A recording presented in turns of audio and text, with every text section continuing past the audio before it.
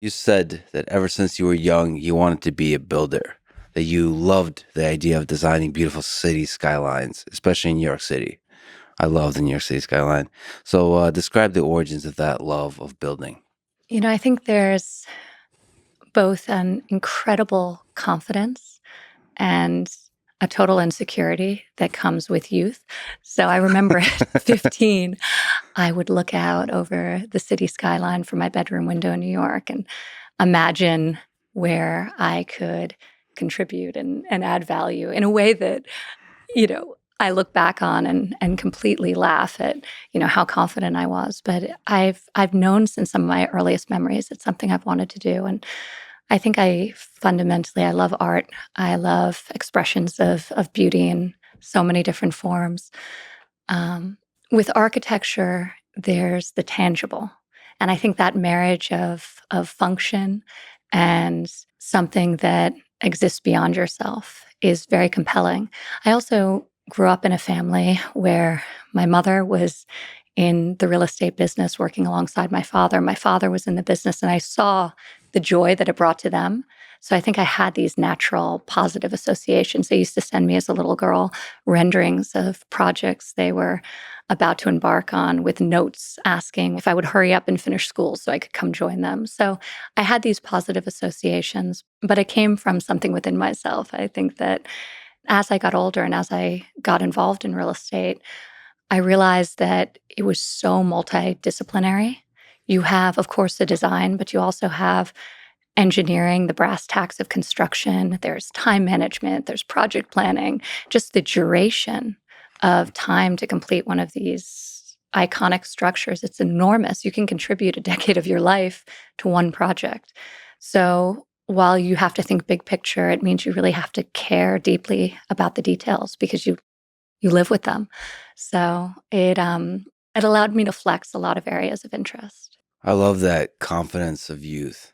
It's funny because we're all so insecure, right? In the most basic interactions, but yet our ambitions are so unbridled in a way that kind of like makes you blush as an adult. And I think it's fun. It's fun to like tap into that energy. Yeah, where everything is possible. I think Yeah. some of the greatest builders I've ever met kind of always have that little flame of everything is possible still burning. That is a silly notion from youth, but it's not so silly.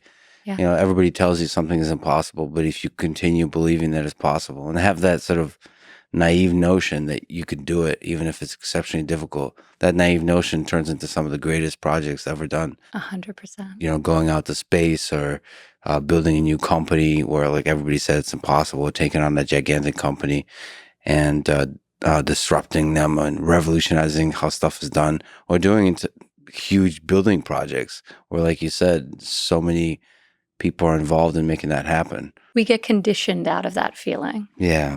We start to become insecure, and we start to rely on the input or validation of others, and it takes us away from that sort of core drive and ambition. So it's fun to reflect on that and also to smile, right? Because whether you can execute or not, time will tell.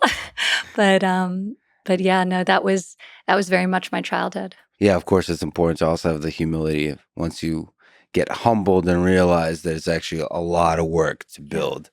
I still am amazed just looking at big buildings, big bridges, that human beings are able to get together and build those things. That's one of my favorite things about architecture, just like, wow. Yeah. It's a manifestation of the fact that humans can collaborate and do something like epic, much bigger than themselves. And it's like a statue that represents that, and it Yeah. could be there for a long time. I think in some ways you look out at different city skylines, and it's almost like a visual depiction of ambition realized, right? Like Yeah. it's a testament to somebody's dream, not somebody, a whole ensemble of people's dreams and visions and triumphs, and in some cases failures if the projects weren't properly executed. So you look at these skylines and it's a testament to that. I actually heard once architecture described as frozen music.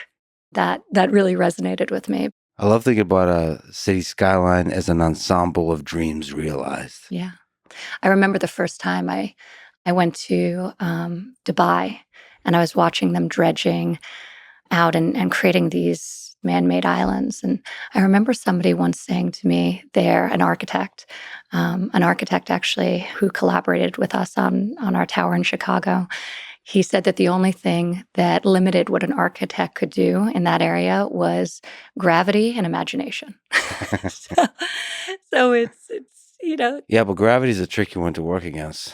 And that's where civil engineering is one of my favorite things. I used to build bridges in high school for physics classes.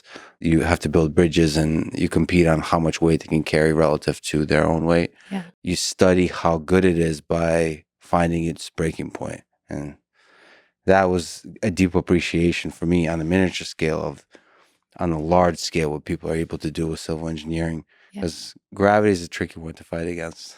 It definitely is. And bridges, I mean, some of the iconic designs in our country are incredible bridges.